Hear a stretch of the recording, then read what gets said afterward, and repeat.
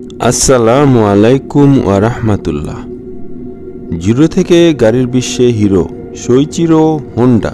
কথায় আছে, মানুষ তার স্বপ্নের সমান বড়। কথাটি ধ্রুব সত্য। আসুন তাহলে এমন একজন মানুষের স্বপ্নকে শক্তিতে পরিণত করে বিশ্বজয়ী হওয়ার গল্পটা শুনি।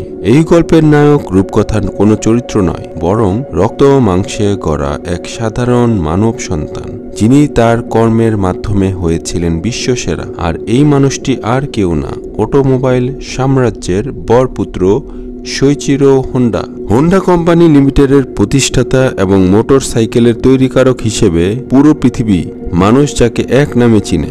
আজ যখন রাস্তায় যে কোনো ব্র্যান্ডের মোটর সাইকেল দেখলেই যে কেউ হোন্ডা বলে অভিহিত করে।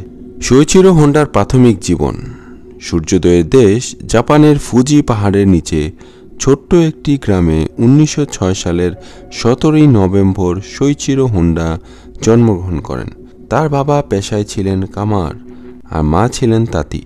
শৈশবে ছোট্ট সোইচিরো তার বাবার সাইকেল মেরামতের কাজে সহায়তা করতেন।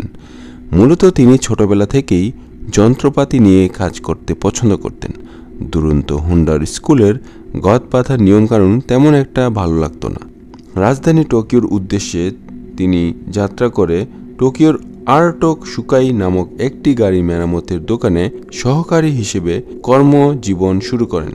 পাশাপাশি গ্যারেজের মালিকের আরেকটি রেসিং কার ডিজাইনের দোকানেরও কাজ সহায়তা করতে থাকেন। পরবর্তীতে 1923 সালের ভূমিকম্পে আগুন ধরে অর্টো সুকাইয়ের বিশাল ক্ষতির সম্মুখীন হয়। সেই দুর্ঘটনার সময় সোইচিরো সাহসিকতার সাথে 3টি রেসিং কার রক্ষা করতে সক্ষম হন। এতে দোকানের মালিক তার উপর ভীষণ খুশি হন, সেজন্য তাকে সরাসরি রেসিং কার ডিজাইনের কাজের সুযোগ করে দেন। এরই ফলশ্রুতিতে 1924 সালের দিকে জাপান রেসিং কার প্রতিযোগিতায় প্রথম স্থান অধিকারী টিমের মেকানিক হিসেবে হোন্ডা তার অবস্থান নিশ্চিত করেন। দিন দিন হোন্ডা নিজের কর্ম পরিকল্পনা, মেধা, যোগ্যতার পরিশ্রমের মাধ্যমে নিজেকে গড়ে নিতে থাকেন।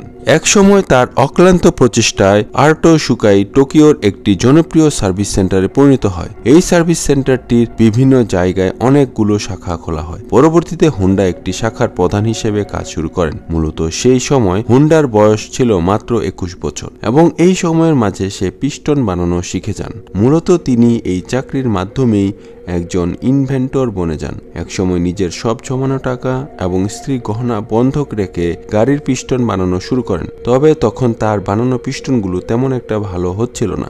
আর তাই তো নিজের কারিগরি জ্ঞান বাড়ানোর জন্য এই বয়সে সাহস করে তিনি একটি টেকনিক্যাল স্কুলে ভর্তি হয়ে যান। তারপর তিনি একটি রেসিং গাড়ি বানানোর কাজে মনোনিবেশ করেন। তিনি মূলত ফোর্ডের ইঞ্জিন ব্যবহার করে কারটি বানাতে চেষ্টা করেন। তবে এই ক্ষেত্রে তাকে অনেকটাই নিরাশ হতে হয়, কারণ ফলাফল তেমন একটা আশানুরূপ হয়নি।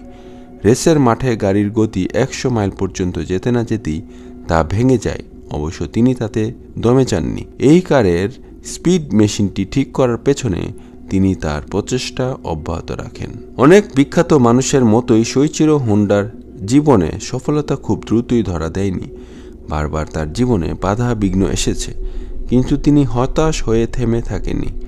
বরং লড়াকু মনোভাবের এই মানুষটা হতাশাকে পাশ কাটিয়ে নিজের দুর্ভাগ্যের সাথে একাই লড়েছেন। একসময় কার রেসিংয়ের প্রতি দুর্বার আকর্ষণ তাকে ভীষণ বিপদের মুখোমুখি করে দিয়েছিলেন।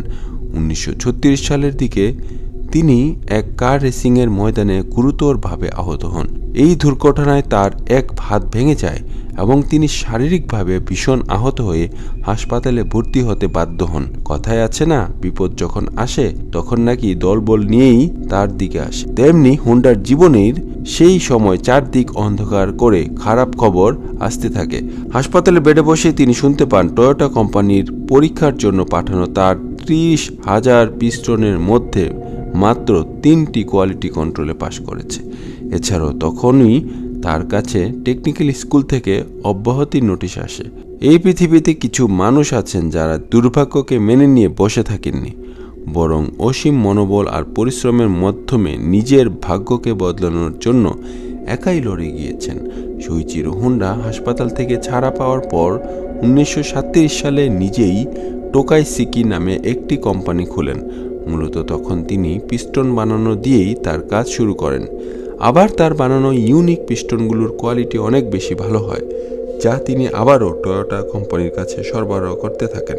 কিছুদিন পরেই বাজে দ্বিতীয় বিশ্বযুদ্ধের দামামা। সেই সময় হুন্ডা শুধুমাত্র টয়োটা কোম্পানিতেই প্রায় 40% পিস্টন সরবরাহ করতে থাকেন। তবে সফলতার পথেও কণ্টক বিছানো থাকে। হুন্ডার সাফল্যের পথে আবারও বাধা আসে। 1945 সালের বিশ্বযুদ্ধের শেষ সময়টাতে আমেরিকার বোমাবর্ষণে তার প্রতিষ্ঠানের ব্যাপক ক্ষয়ক্ষতি সাধিত হয়, যার ফলশ্রুতিতে তিনি মাত্র 4.5 লাখ ইয়েনের বিনিময়ে তার প্রিয় ব্যবসা প্রতিষ্ঠানটি টয়োটা কোম্পানির কাছে বিক্রি করে দিতে বাধ্য হন। যুদ্ধ বিধ্বস্ত এক দেশের নাগরিক শোইচিরো হোন্ডা ছিলেন অদম্য এক যোদ্ধা। তাই তো দুর্ভাগ্য কিংবা দরিদ্রতা কোনো কিছুই তাকে দমিয়ে রাখতে পারেনি। যদিও এই সময় পরিবারের জন্য 3 বেলা খাবার নিশ্চিত করতে তাকে হিমশিম খেতে হচ্ছিল, কিন্তু দুচোখ ভরা স্বপ্ন আর এক বুক আশা তাকে সামনের দিকে এগিয়ে নিতে সাহস যোগায়। তার নিজের উদ্ভাবনী শক্তির মাধ্যমে স্কুটার বানানোর চেষ্টাটাও তিনি শুরু করে দেন। এই ছোট্ট গ্যারেজে বসেই তিনি স্কুটার বানাতে সফল হন এবং তা আশেপাশের সবার দৃষ্টি আকর্ষণ করে। 1946 সালে নিজের উদ্ভাবিত পণ্যের বাজারে নিশ্চিত করার উদ্দেশ্যে তিনি এই গ্যারেজেই প্রতিষ্ঠা করেন Honda technology research institute. 170 square ফিটের ছোট্ট একটি গ্যারেজে মাত্র 12 জন কর্মী নিয়ে বাইসাইকেল তৈরি এবং বিক্রির কাজ শুরু করেন। সেই সময় Soichiro 2 stroke 50 CC war surplus radio জেনারেটরের ইঞ্জিন ব্যবহার করতেন।